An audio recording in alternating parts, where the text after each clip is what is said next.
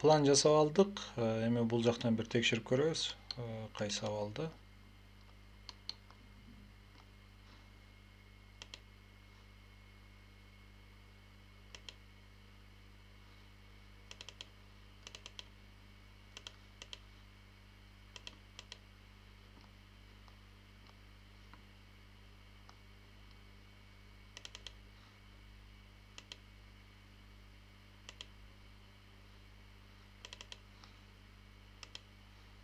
Так, түшүнүктүү. Эми болсо биз бул учурдагы слойда турган эмелердин баарын култап коебуз. Ошолордун негизинде биз ушул үйдүн 4 фасадын чийип баштайбыз.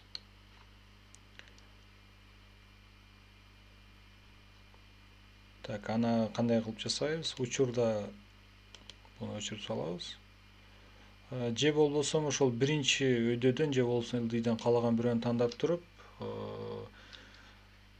shift'и басып туруп, буну басам, жана баарын култап салам моундай. Так, бул окно өзүн слоо өтүп кетиптир, терезе дагы. Так, буну өткүзүп коебуз. Бул жактан window жана эшиктер. Door. Так, сохранить этебиз. Эми болсо ошол кайра construction line жардамы менен болгон сызыктарды чийип алабыз. Так. Өзү негизи карап, ссылканы алып карап, ошол басып тура турган болсоңор, жөн эле алып келип тура турган болсоңор, эмне үчүн колдонушу бул жактан көрүнүп турат. Так, бул жактан бердик. Өйдөй, пробел. Терезени деле беребиз.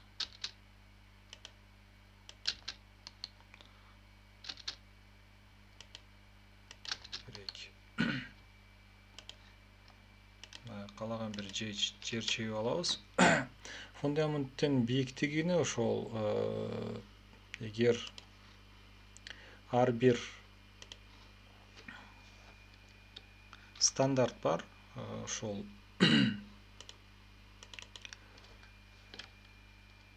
Ctrl+8 басабыз, калькулятор чыгат мондай. Калькулятордо болсо ошол оң тарапка өткүзүп алабыз. Enter left, all of docking'ди тандап алып туруп, enter right кылып алабыз. Жана автохайтты өчүрүп койсок болот. Так. Бул жакка аябай эме болуп кетти.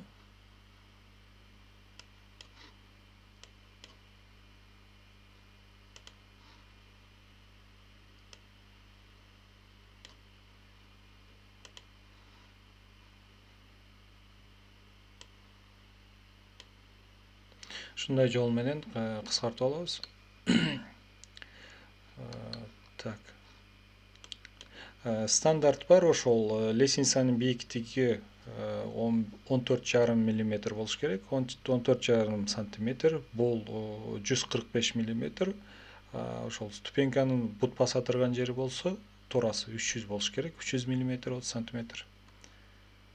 Так, 700 ошол бийиктикте болсо ошол бизге туура келип текшерип көрөбүз. 700 бөлөбүз 150-гө. Так, 4 туура келбей калат экен. 750 жана 150. 5 ступеньге кылабыз. Ошондо 75 сантиметр болот. Кайра өчүрүп коебуз буну. Автохайт күйгүзүп коебуз. Offset жана 750. Бул фундамент. Пробел. Пока ошол керек эмес болгон сызыктарды кеспей турабыз. Андан тышкары ошол терезенин ошол подогониги, полдон подогоникке чейин болгон бийиктик стандарт катары 90 деп алабыз. 900 мм offset.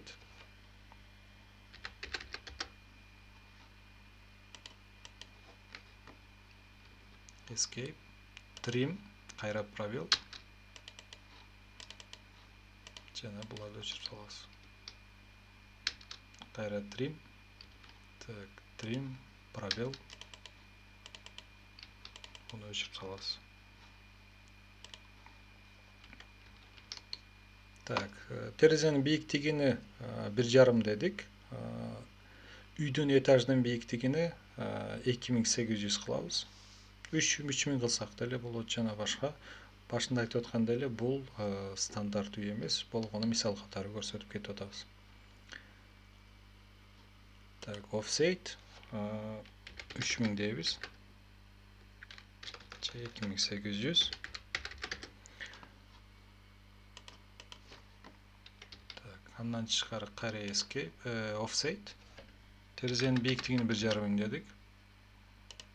Мындай кымчылар алабыз. Эми тримдин жардамында керек эмес сызыктар кесип алабыз. Тримди тандадык, кайра бир жолу пробелди басабыз. Жана моундай жол менен кесип салабыз керек эмес сызыктарды.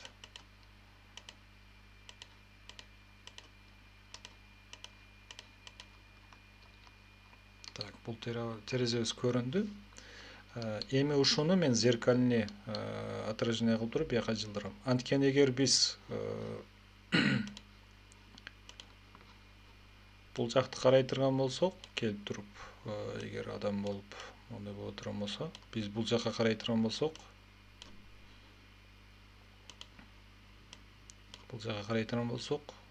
көрүнүш бөлөкчө болуш керек. Ошон үчүн зеркальный отражение кылып бияка өткөзүп алам.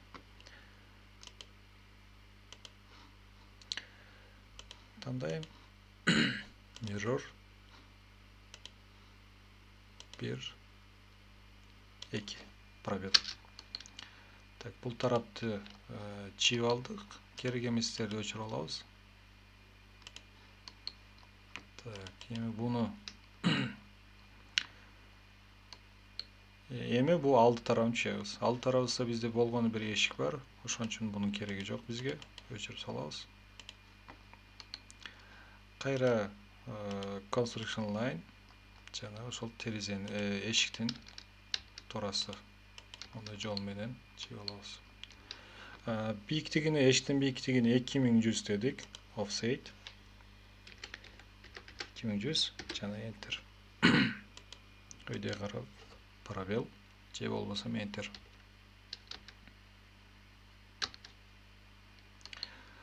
Trim кайра бир жолу пробел жана керек эмес сызыктарды өчүрүп салабыз.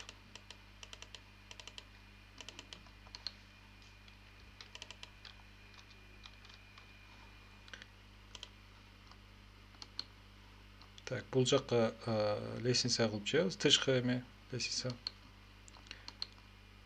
Так. Анда эмесе ошол крышаны чыйып алабыз. Крышанын стенадан кийинки чыгып турган жери, мисал үчүн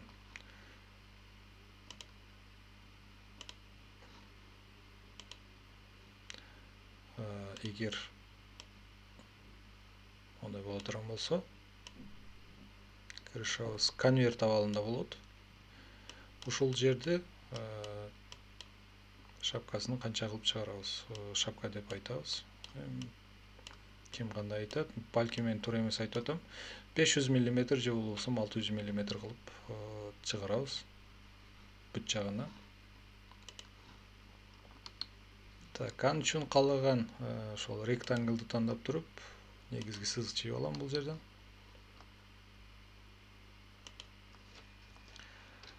Так, offset жана 500 мм. Бул үйдүн крышасы болду. Ошонун негизинде андан тышкары ошол үй коосураак болуш үчүн фундамент бийигирээк көрүнүш керек.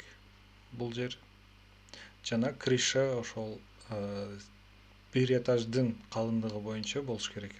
Бийиктиги боюнча, калындыгы эмес, бийиктиги боюнча. Биздин бийиктик 3 метрге жеткен үчүн биз бул жака 3 метр бийиктигинде конверт крыша чыгышыбыз керек. Аны чыярдан алдын ошол биздин ошол конвертибиз кайсы абалда болот, сызыктары кайсы жерде бүтөт жана кайсы абалда болот. Ошон үчүн жаңы бир ыкма менен, жаңы эмес, балким билесиңер, ошол ыкма менен сынган жерлеринде көрүп алабыз. Крышанын эмесин тандадым, маустун оң тарабы жана isolate object изоляция кылам. Offset'in жардамында ошол канча десек 300 же болбосо 400 300 миллиметр аралык менен жасайбыз. Бирөөнү тандадым жана ылдыйга карап туруп эчтекени баспайбыз. Multiplane муну басып туруп ортого басып турабыз. Өзү автоматтык түрдө копиялап келе берет. Так, escape. Эми болсо ошол жардам сызыктар менен бул жакка чейин алып келем. Так, пробелди бастым, ошол AutoCAD эң акыркы программаны кайра эсте калат деп. Так. Андан кийин кайра бир кызык, эгер билбеген боло турган болсоңор, fillet менен эки сызыкты бирлештирем. Так, андан алдын радиусун текшерип алабыз. Радиусу 0 тура. Окей, пробел 1 жана 2. Так, буну тандап туруп, ошол mirror менен, зеркальный отражение менен текиги бул жакка копия кылып алам. Пробел. Жана line. Так. Этияттык менен бул керек эмес болгон эмелерди мондай кылып өчүрүп алабыз.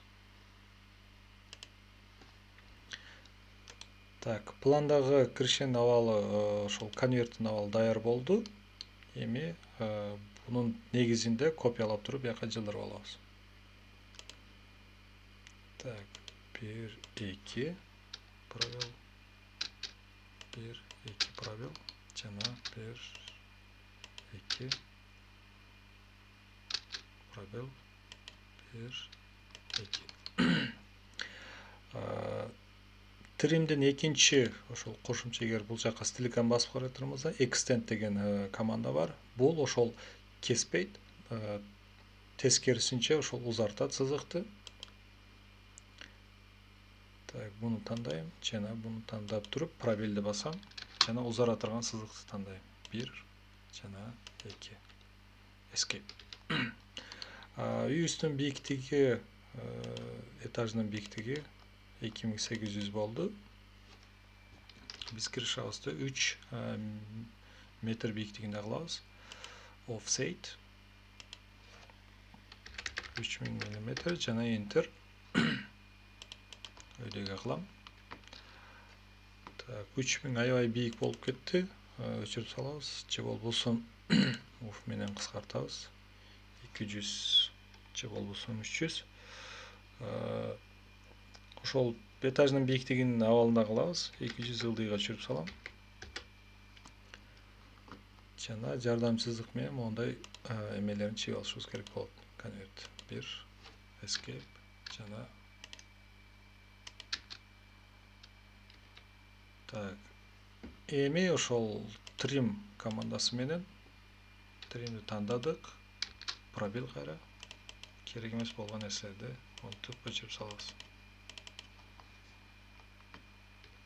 Так, escape бул жана буларды ушул жол менен өчүрүп салабыз. Киришебиз аябай бул кооз көрүнбөй калды, ошон үчүн stretch эмеси менен бир аз ылдыйраакка өчүрүп алам. Аны кандай кылабыз? Биринчи точка жана экинчи точка пробел. Кайра 300 түшүрүп алам. 300. Бир аз коозураак көрүнүп баштады. Балким силерге бийик болгон жага же кичинекей, өзүңөрдүн ошол кандай деп коет, каалооңорго жараша бийик же ылдый кылып алсаңар болот. Так, бул крышаны копиялап туруп, копия жана ушул могу жердеги негиз катары, стенанын бүткөн жерин сызык катары негиз катары алып туруп, бул жакка алып келип копиялап коебуз. Так, узун тараптын фасадын чийип алдык. Эми болсо ошол буну тандап туруп, копия кылып бул жакка жылдырып алам. Так, эми болсо бул жакты чыябыз. Кичинекей турасын чыябыз. Ал үчүн кандай кылабыз? Анын үчүн автокадты планын могу жакка келе турган болсоңор, видео экран бар, бул аты видео экран. Эгер силерде көрүнбөй атса, бул жака басасыңар. Бул жака басканда VIP куб дейт. VIP куб. Ошону басып койсоңор. Так, эгер VIP куб силерде көрүнбөй атса, бул жактан VIP вкладына кирип туруп, VIP кубту тандап алышыңар керек болот. Хоомго кайра кайтам. Бул жакта стрелка бар. Мондай кылып жылдырып алабыз. Так. Негизги сызыктарды чийип алабыз азыр. Андан кийин rotate менен жылдырып алып алсак болот.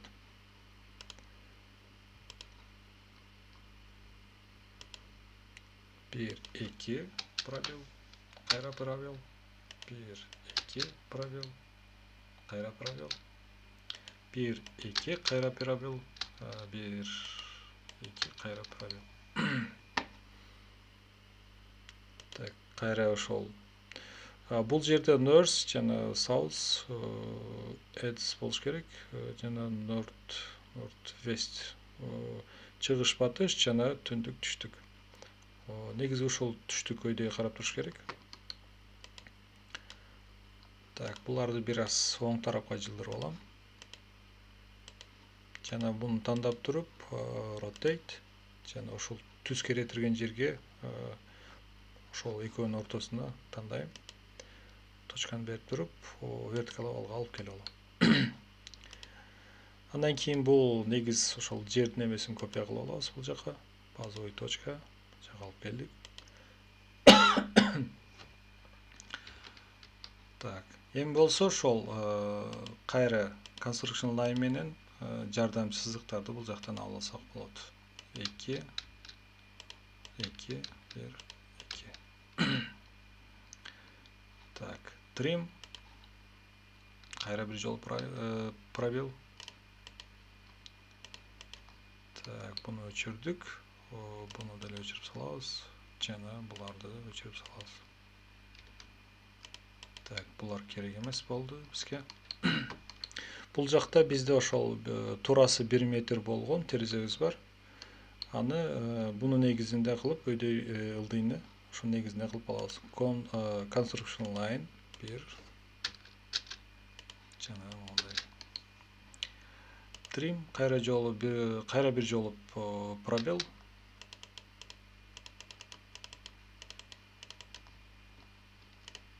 Так, бүткөндөн кийин жардам сызыктарды өчүрүп салабыз. Offset крышабыз ошол тегерек боюнча 50 мм чыгып турат стенадан ары.